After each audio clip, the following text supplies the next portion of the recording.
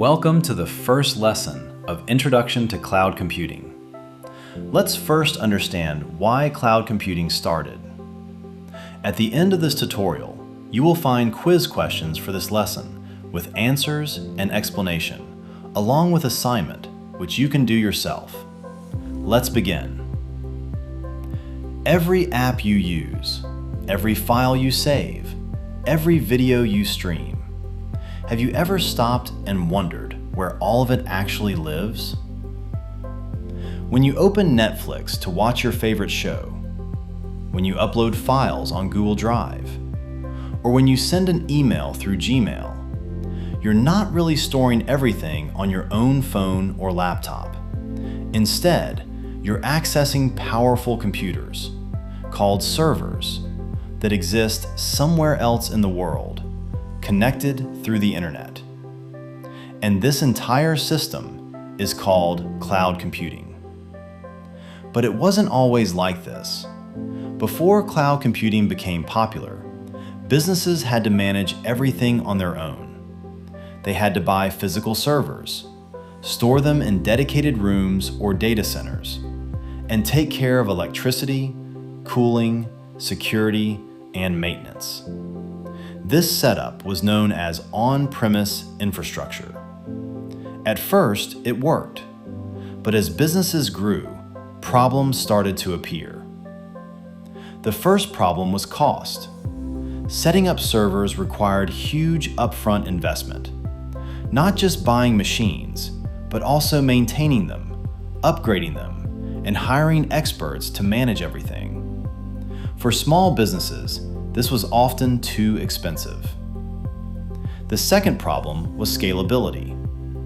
Imagine your website suddenly gets a lot of visitors. Your servers might crash because they weren't built to handle that load. But if you had already invested in powerful servers for peak traffic, then during normal days, most of that power would just sit unused.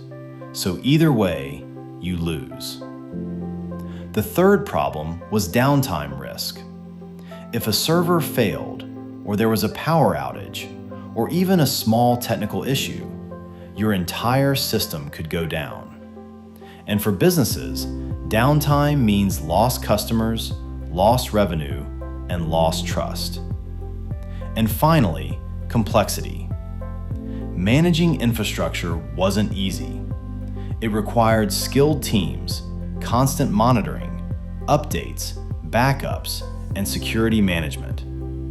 In simple words, businesses had to spend more time managing systems than actually growing their business. So naturally, a question came up. What if businesses didn't have to manage infrastructure at all? What if they could just use computing power whenever they needed it? That's where cloud computing changed everything. Instead of owning servers, you can now rent them over the internet.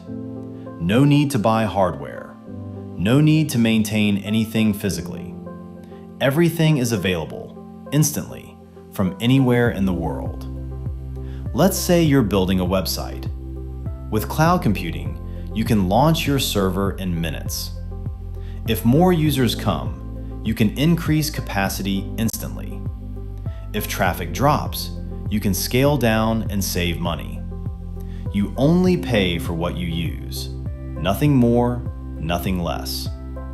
This flexibility is what makes cloud computing so powerful. Your applications can run smoothly, your data stays accessible, and your services can reach users across the globe without any interruptions. And it's not just for big companies. Startups, small businesses, creators, even students can now build powerful applications without worrying about infrastructure. Think about it. Earlier, building a global platform required massive investment. Today, with cloud computing, anyone with an idea and an internet connection can build something that reaches the entire world. Cloud computing isn't just a technology upgrade. It's a complete shift in how we think about building and running digital systems. It makes things faster, more efficient, more scalable, and far more accessible. And the best part? What you've seen till now is just the beginning. Because as technology evolves, cloud computing is becoming the backbone of everything, from apps and websites to artificial intelligence to the future of digital innovation. So the next time you open an app, stream a video, or save a file, remember, you're not just using your device, you're using the cloud.